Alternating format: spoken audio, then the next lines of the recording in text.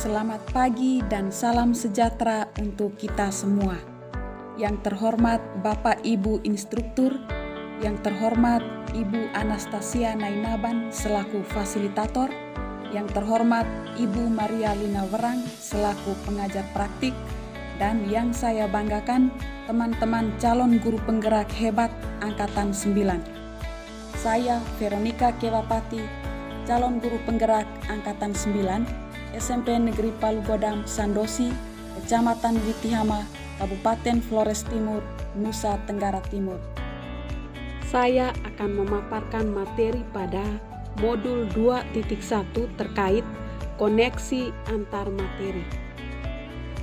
Seorang guru harus memahami bahwa setiap murid memiliki kodrat keadaan yang berbeda-beda.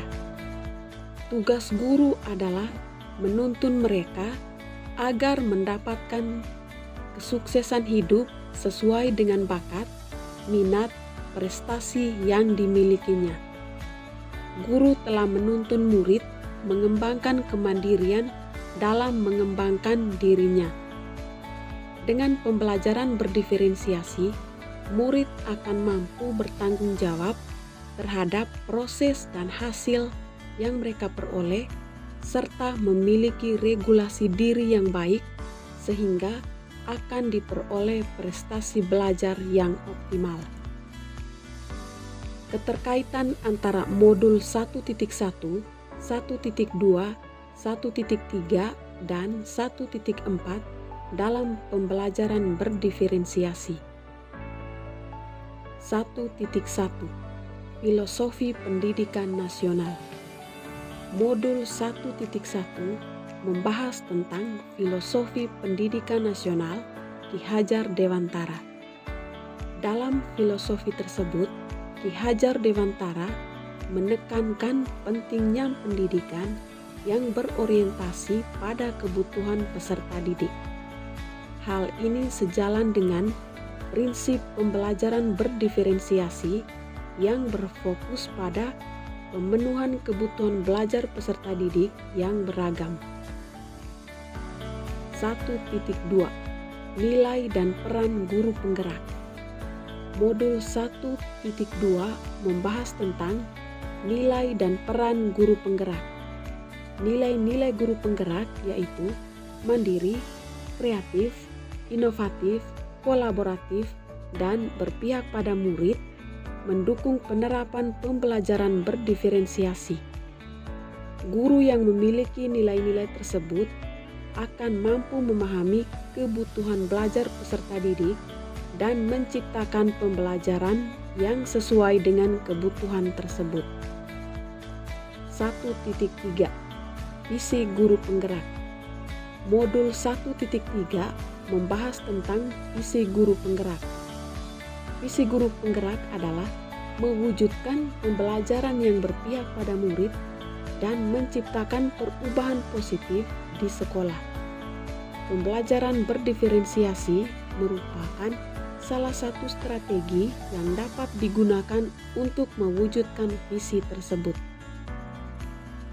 1.4 Budaya Positif. Modul 1.4 membahas tentang budaya positif. Budaya positif di sekolah dapat mendukung penerapan pembelajaran berdiferensiasi. Peserta didik yang merasa nyaman dan dihargai akan lebih termotivasi untuk belajar. Pembelajaran berdiferensiasi membutuhkan dukungan dari seluruh warga sekolah, termasuk peserta didik.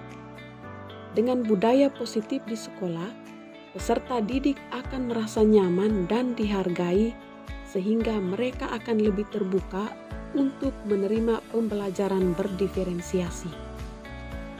Dengan demikian, untuk mendukung keberhasilan pembelajaran berdiferensiasi, diperlukan lingkungan belajar yang kondusif.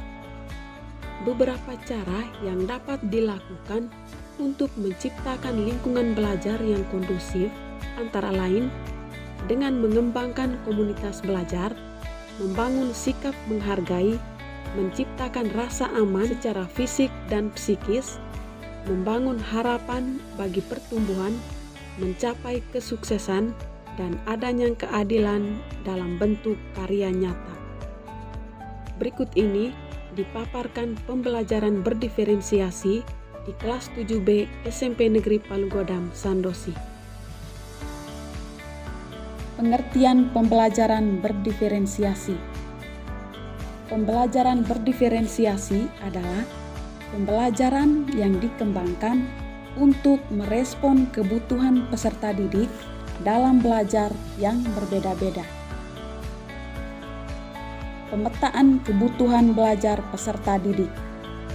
Dalam pemetaan kebutuhan belajar peserta didik dapat dilakukan melalui wawancara, observasi, survei, dan lain-lain berdasarkan aspek pertama, kesiapan belajar, kedua, minat belajar, dan yang ketiga, profil belajar murid.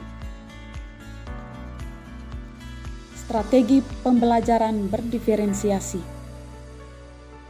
Yang pertama, diferensiasi konten, kedua, diferensiasi proses, dan yang ketiga, diferensiasi produk.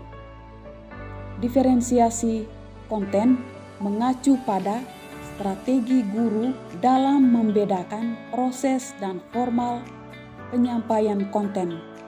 Konten berupa menyiapkan sumber belajar terkait materi yang akan dipelajari. Diferensiasi proses. Strategi dalam membedakan proses yang harus dijalani setiap siswa yang memungkinkan mereka untuk berlatih dan memahami isi konten. Diferensiasi produk. Keberagaman hasil belajar murid yang mengacu pada minat dan profil belajar murid. Kebutuhan belajar peserta didik. Pada kelas yang saya ajarkan, saya melakukan pemetaan belajar murid berdasarkan wawancara singkat dengan murid, sehingga saya bisa mengetahui minat belajar dan gaya belajar murid saya. Strategi berdiferensiasi. Setelah memetakan kebutuhan belajar murid, langkah selanjutnya adalah menentukan strategi diferensiasi, yaitu konten, proses, dan produk. Berikut adalah perencanaan pelaksanaan pembelajaran berdiferensiasi di kelas 7B SMP Negeri Palugodam, Sandosi.